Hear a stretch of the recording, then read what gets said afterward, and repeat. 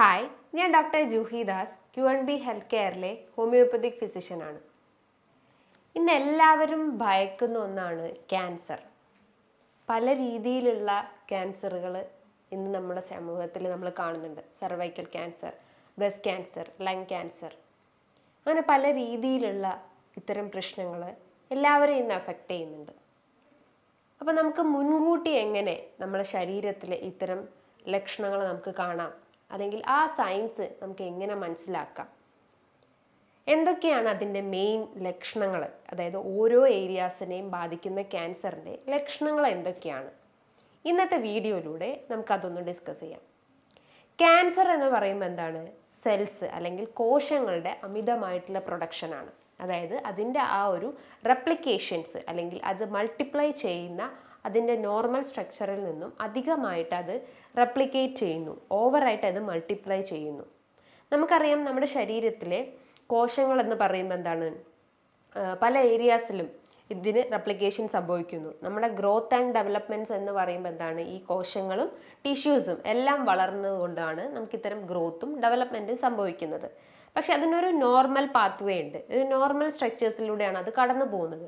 പക്ഷെ cancer stage നോക്കുകയാണെങ്കിൽ എന്താ, അമിതമായിട്ട് ഈ കോശങ്ങളുടെ വിഭജനം സംഭവിക്കുന്നു. അതായത് അമിതമായിട്ട് മൾട്ടിപ്ലൈ ചെയ്യാനുള്ള ഒരു ചാൻസസ് ഉണ്ട്. അതാണ് നമ്മൾ ഈ ക്യാൻസർ എന്ന് പറയുന്നത്. ശരിക്കും നമ്മുടെ കോശങ്ങളെ കൺട്രോൾ ചെയ്യാനും അതിനെ മെയിൻറ്റെയിൻ ചെയ്യാൻ സഹായിക്കുന്ന ഒന്നാണ് നമ്മുടെ ഇമ്മ്യൂണിറ്റി എന്ന് പറയുന്നത്. പക്ഷേ ഇമ്മ്യൂണിറ്റിക്ക് കൺട്രോൾ ചെയ്യാൻ പറ്റാത്ത രീതിയിൽ നമ്മുടെ കോശങ്ങൾ വളരുകയാണെങ്കിൽ അതിനെയാണ് നമ്മൾ ക്യാൻസർ എന്ന് പറയുന്നത്. ഫസ്റ്റ് ഓഫ് ഓൾ, ക്യാൻസറിൻ്റെ ലക്ഷണങ്ങൾ എന്ന് പറയുമ്പം നമുക്ക് എക്സ്റ്റേണലി നമുക്ക് കാണാൻ പറ്റുന്ന ലക്ഷണങ്ങൾ എന്ന് പറയുമ്പം വീക്ക്നെസ് തന്നെയാണ്. ഒരു കാരണവുമില്ലാതെ നമുക്ക് വീക്ക്നെസ് അനുഭവപ്പെടുക, അതായത് നമുക്ക് വേറെ ഹെൽത്ത് ഇഷ്യൂസ് ഒന്നും തന്നെ ഇല്ല, തൈറോയിഡ് ഇഷ്യൂസോ PCOD, ഫാറ്റി ലിവർ, അങ്ങനത്തെ പ്രശ്നങ്ങളോ ഒന്നും തന്നെ ഇല്ലാതെ നമ്മൾ ഹെൽത്തി ആയിട്ടുള്ള ഒരാളാണെങ്കിൽ നമുക്കിങ്ങനെ വീക്ക്നെസ് അനുഭവപ്പെടുക, മെൻ്റലിയും ഫിസിക്കലിയും നമുക്ക് വീക്ക്നെസ് അനുഭവപ്പെടുക, എപ്പോഴും കിടക്കാനുള്ള ഒരു ടെൻഡൻസി വരിക, ഉറക്കം തൂങ്ങിയ ഒരു അവസ്ഥ ഉണ്ടാവുന്നു, ഒന്നിലും കോൺസെൻട്രേറ്റ് ചെയ്യാൻ പറ്റുന്നില്ല, നമ്മുടെ ബോഡിക്കും മൈൻഡിനും നമുക്ക് കറക്റ്റായിട്ടൊരു ബാലൻസ് കൊണ്ടുപോകാൻ പറ്റാത്തൊരവസ്ഥ വരുന്നു. അപ്പോൾ ഇത്തരം വീക്ക്നെസ് കാണുകയാണെങ്കിൽ ഒരു ക്യാൻസറിൻ്റെ ഒരു എക്സ്റ്റേണൽ സൈൻ ആണെന്ന് നമുക്ക് മനസ്സിലാക്കാം. രണ്ടാമതായിട്ട് നമുക്ക് പറയാം, വെയിറ്റ് കുറഞ്ഞു പോകുന്നു. അതായത് ഒരു മാസം കൊണ്ട് തന്നെ 4-5 kg കുറഞ്ഞു പോകുന്ന ഒരു അവസ്ഥ ഉണ്ടാവുന്നു. ഇതിനും നമുക്കൊരു മെയിൻ ഇത് പറയേണ്ടത്, തൈറോയിഡിൻ്റെ ഇഷ്യൂസോ ഫാറ്റി ലിവർ ഇഷ്യൂസോ ഫൈബ്രോയിഡിൻ്റെ ഇഷ്യൂസോ ഒന്നും തന്നെ ഇല്ലാതെ നമ്മളൊരു ഹെൽത്തി പേഴ്സൺ ആണെങ്കിൽ, നമുക്ക് ഒരു കാരണവും ഇല്ലാതെ വെയിറ്റ് കുറയുകയാണെങ്കിൽ നമ്മുടെ ബോഡിയിൽ ക്യാൻസർ എഫക്റ്റഡ് ആണെന്ന് മനസ്സിലാക്കാം.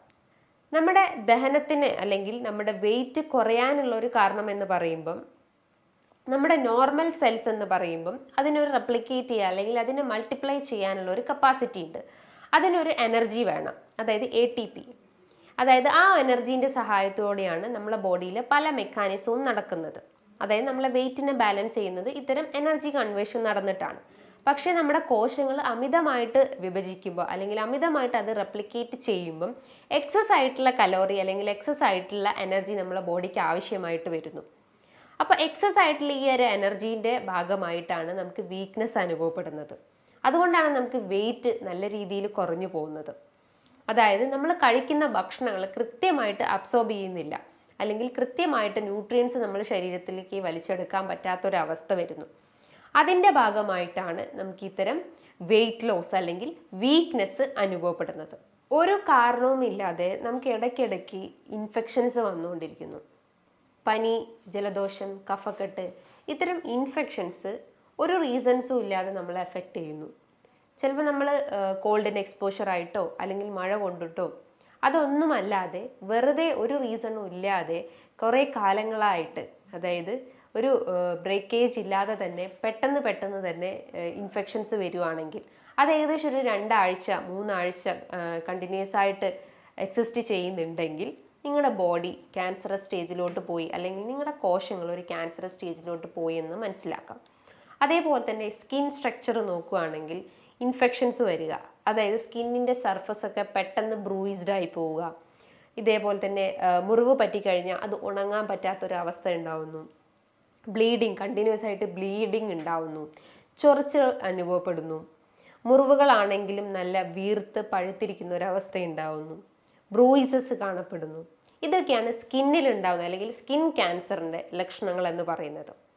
ഇനിയിപ്പോൾ റെസ്പിറേറ്ററി കേസസ് നോക്കുകയാണെങ്കിൽ അല്ലെങ്കിൽ ലങ് ക്യാൻസറിൻ്റെയൊക്കെ ഒരു ലക്ഷണങ്ങൾ എന്ന് പറയുമ്പം ലോങ് ലാസ്റ്റിംഗ് ആയിട്ടുള്ള ചുമ, അതായത് വിട്ടുമാറാതെ നിങ്ങളെ ചുമ അലട്ടിക്കൊണ്ടിരിക്കുന്നുണ്ടെങ്കിൽ നമുക്കറിയാം നമ്മുടെ ശരീരത്തിലെ ലങ് ക്യാൻസർ അല്ലെങ്കിൽ ലങ്ങിന് ക്യാൻസറസ് സ്റ്റേജിലോട്ട് പോയിട്ടുണ്ടെന്ന് മനസ്സിലാക്കാം. ബോഡീൻ്റെ പല ഏരിയാസിലും വേദന അനുഭവപ്പെടുക, അതായത് ഓരോ ജോയിൻസിനും ഓരോ ഏരിയാസിലും ജസ്റ്റ് ഒന്ന് നമ്മൾ ടച്ച് ചെയ്ത് കഴിഞ്ഞാൽ വേദന അനുഭവപ്പെടുക. നമുക്കറിയാം നമ്മുടെ ഈ വേദന എന്ന് പറയുമ്പം അതിനെ കൺട്രോൾ ചെയ്യുന്നത് നമ്മുടെ ശരീരത്തിലെ നെർവ് ഫൈബേഴ്സ് ആണ്. അതായത് സെൻസറി നെർവ് ഫൈബേഴ്സ് ആണ് നമ്മുടെ ഇത്തരം സെൻസേഷൻസും, അതായത് വേദന, പ്രഷർ, ടച്ച്, ഇതൊക്കെ കൺട്രോൾ ചെയ്യുന്നത് നമ്മുടെ ശരീരത്തിലെ സെൻസറി നെർവ് ഫൈബേഴ്സ് ആണ്. അപ്പോൾ ഈ നെർവ് ഫൈബേഴ്സിന് ഡാമേജസ് സംഭവിക്കുമ്പോൾ അല്ലെങ്കിൽ നെർവ് ഫൈബേഴ്സിന് എന്തെങ്കിലും ഇഞ്ചുറി സംഭവിക്കുമ്പോഴാണല്ലോ നമുക്ക് വേദന അനുഭവപ്പെടുന്നത്. ഇപ്പം സെർവൈക്കൽ സ്പോണ്ടൈലോസിന്റെ കേസൊക്കെ നോക്കുകയാണെങ്കിൽ നമ്മളെ കഴുത്തിൻ്റെ ഈ ഭാഗത്തായിട്ടാണ് നമുക്ക് വേദന അനുഭവപ്പെടുന്നത്. ആ വേദന കൈകളിലേക്കൊക്കെ ഇറങ്ങി വരുന്നുണ്ട്. അതിൻ്റെ റീസൺസ് എന്താണ്? ഈ കശേരുക്കളിലൂടെ പോകുന്ന ഫൈബേഴ്സ് ഡാമേജ് ആയതുകൊണ്ടാണ്, അല്ലെങ്കിൽ നാഡികൾ ഡാമേജ് ആകുമ്പോൾ അല്ലെങ്കിൽ അത് അവിടെ കുടുങ്ങി പോകുമ്പോഴാണ് നമുക്ക് വേദന അനുഭവപ്പെടുന്നത്. അപ്പോൾ ഈ നെർവ് ഫൈബേഴ്സിന് ഡാമേജസ് സംഭവിക്കുമ്പോഴാണ് നമുക്ക് വേദനകൾ അനുഭവപ്പെടുന്നത്. അതേ കേസ് തന്നെയാണ് ഒരു ക്യാൻസർ സ്റ്റേജായി സംഭവിച്ചിട്ടുണ്ടെങ്കിൽ, അതായത് ക്യാൻസറസ് അല്ലെങ്കിൽ ഒരു ഗ്രോത്ത് നമ്മുടെ ബോഡിയിൽ സംഭവിച്ചിട്ടുണ്ടെങ്കിൽ അതിൻ്റെ ആൾട്ടർനേറ്റിംഗ് സ്ട്രക്ചേഴ്സ് അല്ലെങ്കിൽ അതിൻ്റെ അടുത്തുള്ള സ്ട്രക്ചേഴ്സിനൊക്കെ ഈ ഒരു ക്യാൻസറസ് ഗ്രോത്ത് കൊണ്ടുപോയിട്ട് കംപ്രസ് ആവും, അല്ലെങ്കിൽ കൂടുതലായിട്ട് പ്രഷർ അതിലേക്ക് ചലിക്കുന്നു. അപ്പോൾ അതിലൂടെ പാസ് ചെയ്ത് പോകുന്ന നെർവ് ഫൈബേഴ്സിനും ഇത്തരം ഡാമേജസ് സംഭവിക്കുന്നു. അതിൻ്റെ ഭാഗമായിട്ടും നമുക്ക് ഓരോ ബോഡി പാർട്സിലും എവിടെയാണോ നമ്മളെ ക്യാൻസർ സ്റ്റേജിലുള്ളതെങ്കിൽ ആ ഏരിയയ്ക്ക് ചുറ്റുമായിട്ടും നമുക്ക് വേദന അനുഭവപ്പെടാനുള്ള ഒരു ചാൻസസ് ഉണ്ട്. അതേപോലെ തന്നെ നിങ്ങളുടെ ദഹന വ്യവസ്ഥ നോക്കുകയാണെങ്കിൽ വിശപ്പ് കുറഞ്ഞു പോകുന്ന ഒരവസ്ഥ ഉണ്ടാവുന്നു. ഒന്നും ഫുഡ് കഴിക്കാൻ പറ്റുന്നില്ല, ഒട്ടും വിശപ്പില്ലാത്തൊരവസ്ഥ വരുന്നു. ഫുഡ് കഴിച്ചാൽ ഉടനെ തന്നെ ഓക്കാനിക്കാൻ വരിക, ഛർദ്ദിക്കാൻ വരിക, ഫുഡ് അവിടെ എത്തുമ്പോൾ തന്നെ വയറിനൊരു വേദന ഫീൽ ചെയ്യുക. അതേപോലെ തന്നെ മലം പാസ് ചെയ്ത് പോകുമ്പോഴും രക്തം കണ്ടെന്ന് വരിക. പലരും ഈ ഒരു സിംറ്റംസ് കാണുകയാണെങ്കിൽ, അതായത് നമ്മുടെ മലത്തിലൂടെയൊക്കെ രക്തം കാണുന്ന ഒരു സിംറ്റം കാണുകയാണെങ്കിൽ പലരും ചിന്തിക്കുന്ന ഒരു മെയിൻ കണ്ടീഷൻ എന്ന് പറയുമ്പം ഹെമറോയിഡ്സ് ആണ്. ഹെമറോയിഡ്സും ഇല്ല, അതേപോലെ തന്നെ ഫിഷർ പ്രശ്നങ്ങളോ അങ്ങനത്തെ പ്രശ്നങ്ങളോ ഒന്നും തന്നെ ഇല്ലാതെ നമുക്ക് ഒരു ഡേയിൽ നമ്മൾ ഇത്തരം സിംറ്റംസ് കാണുകയാണെങ്കിൽ നിങ്ങളുടെ ഗട്ടിന് എന്തെങ്കിലും അല്ലെങ്കിൽ നിങ്ങളുടെ ദഹന സംബന്ധമായിട്ട് എന്തോ ഒരു ക്യാൻസർ സ്റ്റേജ് ആണെന്ന് മനസ്സിലാക്കാം. അതേപോലെ തന്നെ മറ്റൊരു പ്രധാനപ്പെട്ടൊരു ലക്ഷണങ്ങൾ എന്ന് പറയുമ്പം നിങ്ങൾക്ക് വീക്ക്നെസ് തന്നെയാണ്. അതായത് മെൻ്റലിയും ഫിസിക്കലിയും നിങ്ങൾക്ക് വീക്ക്നെസ് അനുഭവപ്പെടുക.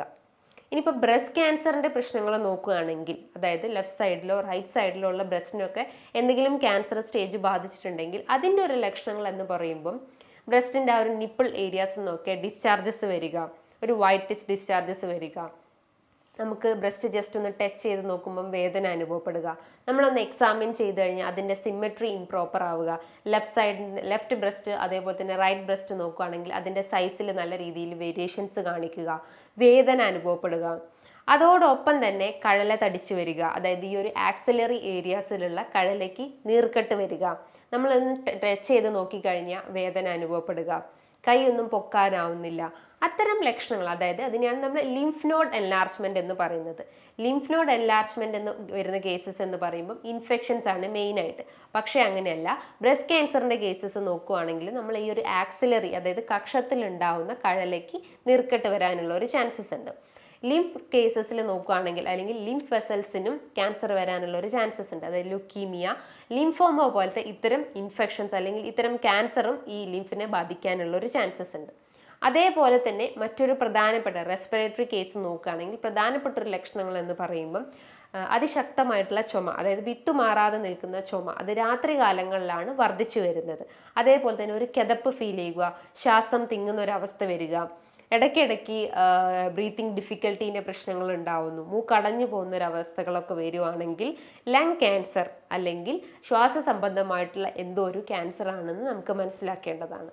നമ്മുടെ ഓരോ ബോഡി പാർട്സിനെയും ഒരു ക്യാൻസറസ് ടെൻഡൻസി ഉണ്ട്, അല്ലെങ്കിൽ നമ്മൾ ഓരോ ബോഡി പാർട്സിനും ഒരു റിപ്പയറിങ് അല്ലെങ്കിൽ ഒരു മൾട്ടിപ്ലിക്കേഷൻ ടെൻഡൻസി ഉണ്ട് ഓരോ കോശങ്ങൾക്കും. ആ ഒരു മൾട്ടിപ്ലിക്കേഷൻ ടെൻഡൻസി അധികമാകുമ്പോഴാണ് നമ്മൾ ക്യാൻസർ എന്ന് പേരിട്ട് വിളിക്കുന്നത്. ഈ ക്യാൻസർ എന്ന് കേൾക്കുമ്പോൾ എല്ലാവരും ഭയക്കുന്ന ഒന്നാണ്. അപ്പോൾ ഇത്തരം ലക്ഷണങ്ങൾ കാണിക്കുകയാണെങ്കിൽ നിങ്ങൾ തീർച്ചയായിട്ടും ഒരു ഡോക്ടറെ കൺസൾട്ട് ചെയ്തിട്ട് അതിന് കൃത്യമായിട്ടുള്ളൊരു ട്രീറ്റ്മെൻറ്റ് സ്റ്റാർട്ടപ്പ് ചെയ്യേണ്ടതാണ്. ഇനി ഇതുമായി ബന്ധപ്പെട്ട് എന്തെങ്കിലും സംശയങ്ങളുണ്ടെങ്കിൽ താഴെ കാണുന്ന നമ്പറിൽ കോൺടാക്റ്റ് ചെയ്യാവുന്നതാണ്. നല്ലൊരു ഹെൽത്ത് ടോപ്പിക്കുമായി വീണ്ടും കാണാം. താങ്ക്